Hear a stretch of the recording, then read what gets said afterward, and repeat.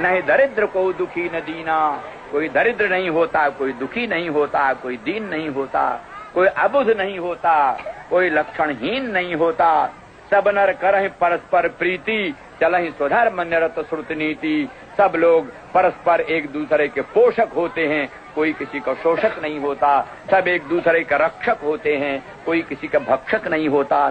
सब एक दूसरे के शुभ चिंतक होते हैं, कोई किसी का अशुभ चिंतक नहीं होता। सब एक दूसरे के पूरक होते हैं। सामंजस्य, सामनस्य और ऐकमत्य की स्थापना ही मुख्य रूप से उत्तम शासन का लक्ष्य।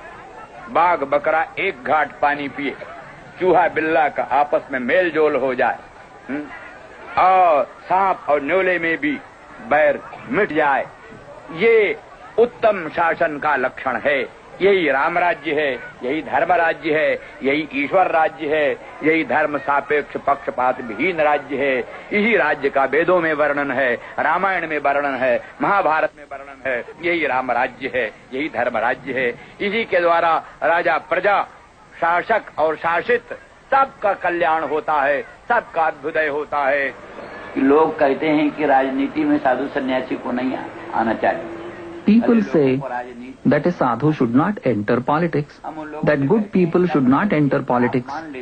I say to such people that they take for granted that politics is the property of crooks, that only crooks should be free to do what they please in politics, and good people should not interfere. The fundamental question is, what actions lead to the rise and fall of dharma, the rise and fall of righteousness? For example, if by telling a lie you protect 20 Brahmins or 10 cows, then telling a lie is dharma.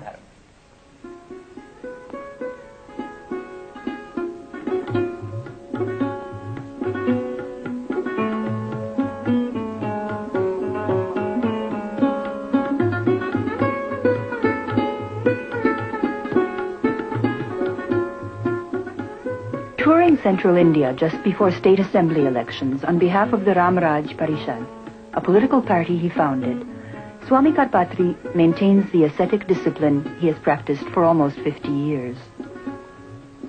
Although he now travels with a driver and a novice assistant instead of crossing the country on foot, he still rises at 1 in the morning, eats only one meal a day, and performs worship 4 times a day.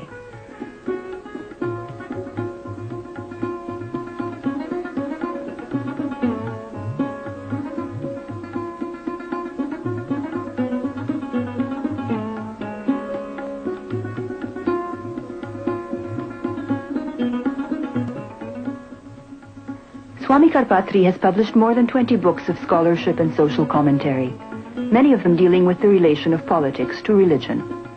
Even while on tour, this work continues.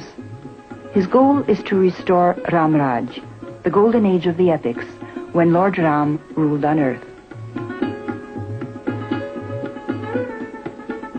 For many devotees, Swami Karpatri is an incarnation of God. His biography tells that as a boy, he repeatedly ran away from his village home, wanting only to withdraw from the world and devote himself to spiritual endeavors. After years of extreme penance, he received enlightenment, and only then, at the age of 23, did he seek initiation into a monastic order. Swami Karpatri chose to play the role of an activist in the world he had renounced. He entered the political arena impelled by his opposition to the social reforms of Mahatma Gandhi and other leaders of India's independence movement. He himself led movements against the partition of India and later, after independence, against cow slaughter.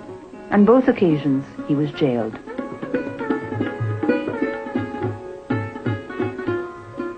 In 1947, when India became independent, Swami Karpatri founded a new political party, the Ram Raj Parishad. The party won several seats in parliament in the first few national elections. Swami Karpatri did not run for political office, but he arranged the party's slates, negotiated with prospective candidates, and defined issues. Over the years, the party's electoral appeal has nearly vanished, but many of the issues it raised continue to appeal. And these are the issues which Swami Karpatri continues to expound. At religious gatherings across north and central India, he preaches opposition to cow slaughter, communism, family planning, and above all, to the ongoing secularization of Hindu life. He summons his followers to re-establish the traditional Hindu social system. He calls upon them to revive the vanished glory of a society based on a sacred cosmic order. धर्म की अधर्म का प्राणियों में विश्व का गो हत्या गो माता की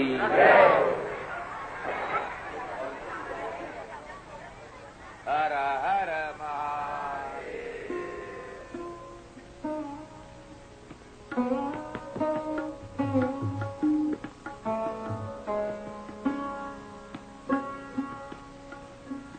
Swami Karpatri is an orthodox Shaivite, but his following cuts across lines of sect, class, and caste, and includes wealthy business people, former princely rulers, peasants, and tribal people. These villagers are receiving prasad blessed by Swami Karpatri. They do not know his name or of his prominence. They have stopped along the road to watch an unknown sadhu perform his morning worship, to receive his darshan, to be blessed by his presence. And these two people, a tribal man and his mother, have stopped to seek the help of the Swami's sacred power with a personal problem. They are attempting to make an offering to Swami Karpatri through his assistant, who is busy packing up the worship vessels. Their hope is that the Swami's spiritual power might cure the man of his epileptic condition.